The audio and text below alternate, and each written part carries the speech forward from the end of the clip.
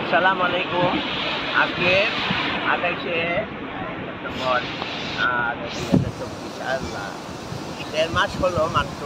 আল্লাহ আমাদের দেশে নতুনভাবে আমরা স্বাধীন হয়েছি, আমরা মুক্তি পাইছি। আল্লাহর কাছে হাজার শুকরিয়া। ৩ ভাগ পানি আর ১ ভাগ জল, এই সমুদ্র ৩ ভাগ। আল্লাহ আমাদেরকে একটা রাহু খাবার কবলে পালিয়েছিলেন। ভারতীয় এই এমন সিনারি ছিনাইছে বাংলাদেশে, আমলাতন্ত্র, পুলিশ, সেনাবাহিনীর ভিতর তারা ইনভেস্ট করছিল।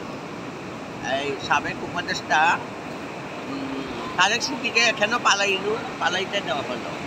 এনএসআই, ডিজিএফআই, পুলিশ তো আছে, সব তাদের নকল করেছিল। আল্লাহ আমাদেরকে রক্ষা করছে। আল্লাহ আমাদেরকে এখন শুনি অজিত ডোভাল ভারত কেন্দ্রীয় নিরাপত্তা উপদেষ্টা, সে নাকি এখন বাংলাদেশটা চালায় ওখান থেকে। শেখ হাসিনার কাছে বসে, আল্লাহ তুমি বাংলাদেশে বাঁচাও। আল্লাহ এই অজিত ডোভাল থেকে বাঁচাও। শেখ হাসিনার খবর দেয়, হাসিনার এগুলো হাসিনা তোর কথা জানে না। তো বিদেশটা তোর বাপের নাকি, তার বাপ নাকি স্বাধীন করছিল। আসলে ভারতীয় রাউকাউ এখনও সক্রিয়। যতক্ষণ পর্যন্ত ভারতীয় রাউকাউ থেকে দেশ রক্ষা না পাবে, এই সমুদ্রের কান্না, এই কোটাই সমুদ্রের ঢেউ, এই কোটাই বলে যায় সমুদ্রের ঢেউ।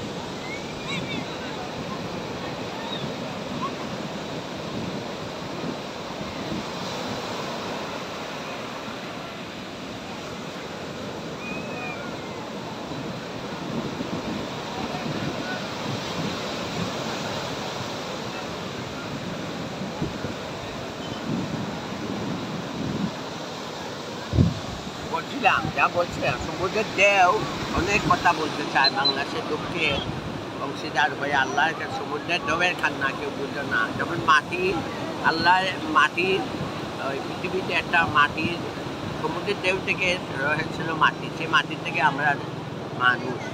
আল্লাহ এই মাটি খাটিয়ে এখনও আসে, আমাদের কত শস্য উৎপাদন করে। এই ঢেউ আসে আমাদের কত কথা বলে, কিন্তু বুঝলো না তো কেউ। সমুদ্রের ঢেউ অব্যক্ত কথাগুলা সবাই বুঝতে হবে। সমুদ্রের ঢেউ কেন কী কথা বলে, এগুলা রিসার্চ করতে হবে।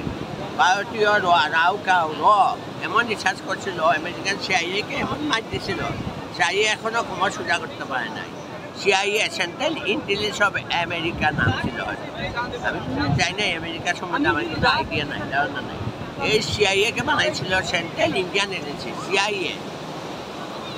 তাদের গুজরাটের সোয়াতে নিয়ে এমন বিল্ডিং বানাইছে, আমি একদিন ইউটিউবে শুনলাম, ভারতীয় বলে যে এখন সোনা দানা বড় মার্কেট, এটা পেন্টাগনকে হার মানায়। পেন্টাগনকে তারা বলেছিল এই সোয়াতের তুলনা, সোয়াতের সোনা মার্কেট নিয়ে তুলনা। ভুলো না। আমেরিকার ভুলে যায়, আমেরিকার রাষ্ট্রদূতটা গালি, সেই দেন মর্জিনা বাণিকট, এই বাণিকট। এখন দেন মর্জিনা যদি আলিবাবার 40 সুরের কাহিনি মনে পড়ে যায়, আসিয়া বাংলাদেশে 44 সুর ধরে কেন, 40,000 সুর ধরো। এস আলম, সালমান, কুতুব, দরবেশ, সালমান রহমান, এরকম আরও বহু আছে। বসুন্ধরা, হায় রে বসুন্ধরা। বাংলাদেশে আল্লাহ তুমি এমনভাবে বাঁচিয়ে দাও যে ভারতের সাথে কোনো সম্পর্ক থাকবে না। তারা এখন আমাদেরকে মিথ্যে বলে এক কথা, বাইরে বলে আর এক কথা, ভিতরে বাইরে তাদেরকে শুধুমাত্র ভারতে এমবেসি দেখায়, এমবেসি এবং উপায় কমিশনগুলা দেখলে, তার যখন মনিটারিং করলে বোঝা যাবে যে ভারতীয় এমবেসি কী চায়। তারা এখনও চায় হাসিনারে নাকি জাতিসংঘ পাঠাবে, নাও চলে যান, মাছ খাবে জাতিসংঘতে গেলে। এবং জাতিসংঘ তো সোজার কথা না। আন্তর্জাতিক খ্যাতিসম্পন্ন মানুষ ডক্টর ইউনূস সাহেব আসেন। ইউনূস সাহেবের সার্বিক তার সরকারের প্রতি আমি আমরা দেশবাসীর অভিনন্দন থাকবে। ইনশাল্লাহ আমরা দেশটারে বাঁচাবো, ভারতীয় রাউকাউ থেকে বাঁচবো। আগে আসিয়া আমাদের এখানে মনে হইতো যে এইটার উপরে কাজ জানি কালো ছায়া ভারতীয় রয়ের। এখন আমরা সরকার অনেকে বলেছেন মাটি এখানে তারা করতে পারার, বা আমেরিকানরা আসুক না, নাহলে ইন্ডিয়ার যেভাবে এইদিকে নিয়ে খেলছে, আর ওই ডিস্ট্রাকশন তারা খেলতেছে, তারা খেলে, তারা বলে খেলবে বাংলাদেশে। স্বামী উসমা আরও যারা ছিল তারা নাকি খেলবে আল্লাহ খেলবে, যিনি আমাদের পৃথিবী তৈরি করেছেন, সমুদ্র মাটি সব তৈরি করেছেন পৃথিবী। সেই বিশ্ব লয়ে বিরাট শিশু আল্লাহ আমাদের নিয়ে, আল্লাহ আমাদের খেলা থেকে বাঁচাবেন, ভারতীয় অপশক্তি থেকে বাঁচাবেন আল্লাহ।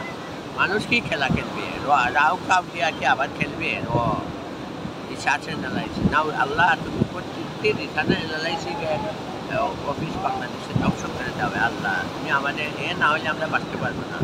আমি একবার বলেছিলাম জাপান আমাদের থেকে অনেক জাপানের যদি কাছে আমাদের আল্লাহ নিয়ে দিত সমুদ্রের দিক দিয়ে পুরো দেশটা পাওয়া নিয়ে দিত সমুদ্রের দিক দিয়ে জাপানের কাছে নিয়ে দিত তাহলে আমরা শান্তিতে থাকতে পারতাম। জাপান আমাদের গাড়ি নিয়ে শিখেছে টয়োটা নিয়ে ভারতীয়রা জাপান থেকে শিখে বসে কি তারা এখানে নতুন গাড়ি বানিয়ে ফেলছে টাকা। হ্যাঁ রে আমরা আল্লাহ রহমতে সব জায়গায় যত বছর লাগুক 10 বছর লাগুক দুর্নীতি প্রচুর করে দুর্নীতির টাকা কোটি কোটি টাকা এই সব ভারতীয় সত্যসায় হয়েছে আমাদের দেশে এগুলা টাকাগুলো ফেরত আসো আমাদের দেশকে আল্লাহ বাসাও।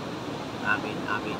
আসসালামু আলাইকুম। আবারও বলি আমরা সমুদ্রের কান্না শুনতে যারা বুঝবো বাংলাদেশের মনের সাথে তারা বাংলাদেশের মানুষের সাথে তারা সহমর্মিতা আছে বাংলাদেশের সাথে ভবিষ্যতে ভারতীয় উপসাগর থেকে বাঁচতে পারে রাও কাবের রাউ থেকে বাঁচতে পারে এই জন্য আমরা আসলে আমরা সমুদ্রের এই দিকে আসি।